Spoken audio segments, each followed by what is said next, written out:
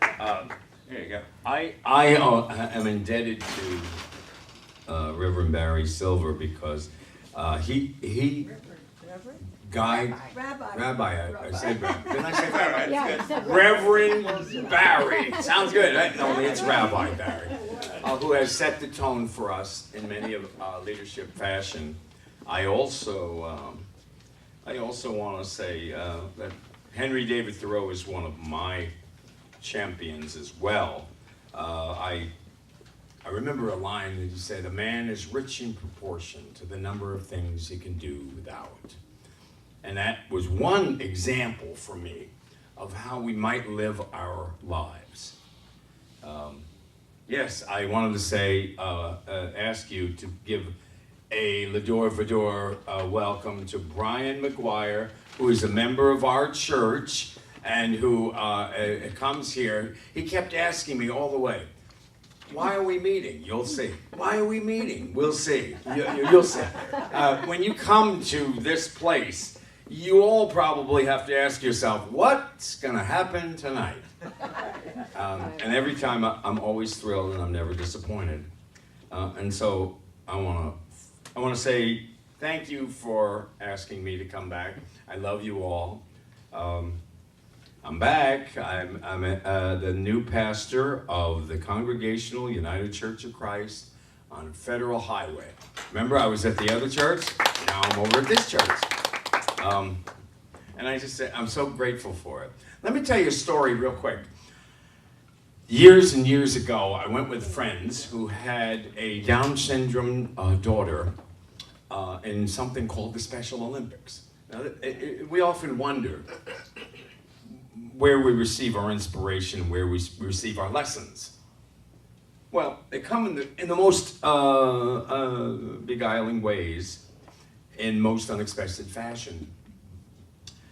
There was a contest of 8 people, young people, and the daughter of the people I went with was also in this. It's a track run. I think it was, I don't know how many times they go around the track, but the winner gets a nice big blue thing and first prize, and well, it meant something. Special Olympics.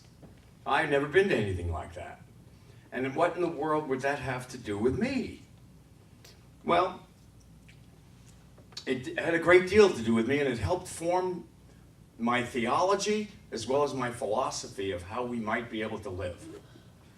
I saw this with my very own eyes.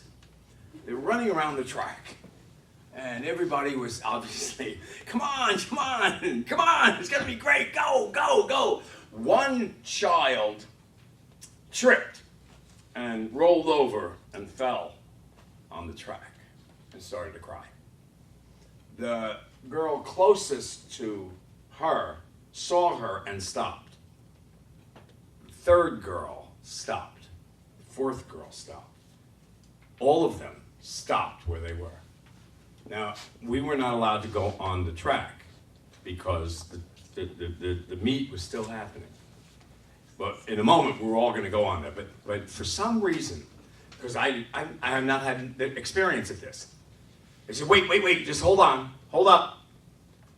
Just wait a minute. And we watched. And those kids turned to that girl who was down. All 7 of them went over to her to see if she was okay. All helped to lift her up. Now she was up with one leg kind of linked, she was gingerly, obviously she had heard it. We still weren't allowed up there. Otherwise it would have invalidated the race. And what I saw spoke to me about how we might live our lives. How do you define success? Well, how do you define the kind of life that you have? Right there at that moment, I saw something that could be all 7 of the girls linked arms with the 8th girl who was wounded. And all 7 of them crossed the finish line together. All 7, 8. Everybody won.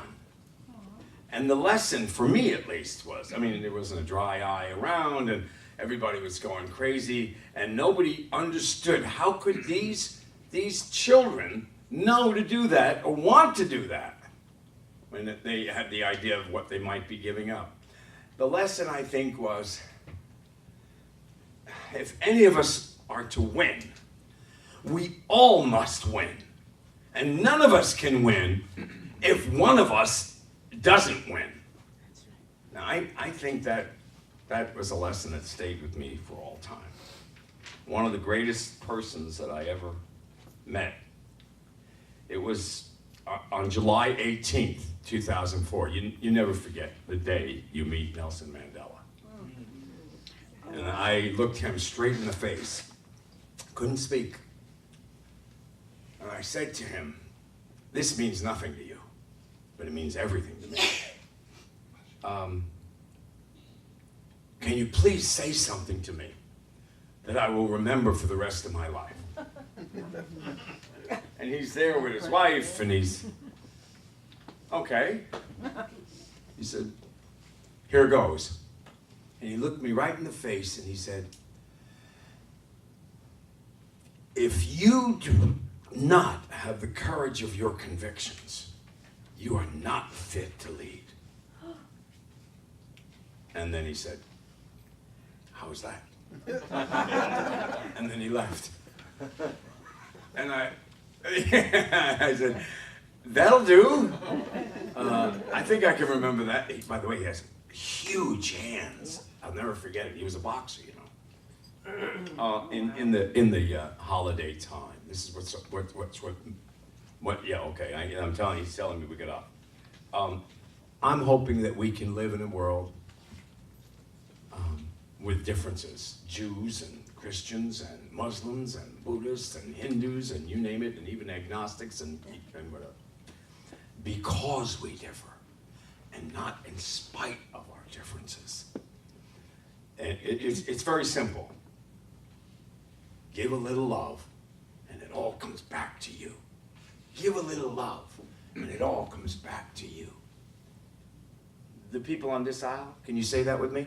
Give a little love, and it all comes back to you. Can you say it? Give a little love, and it all comes back to you. Give a little love, and it all comes back to you. Give a little love, and it all comes back to you. Yes, it's simple. Yes, it's basic. It's what we so need. I don't know if my time ran out. Did my time run out? Yeah. Thank you, and God bless all of you.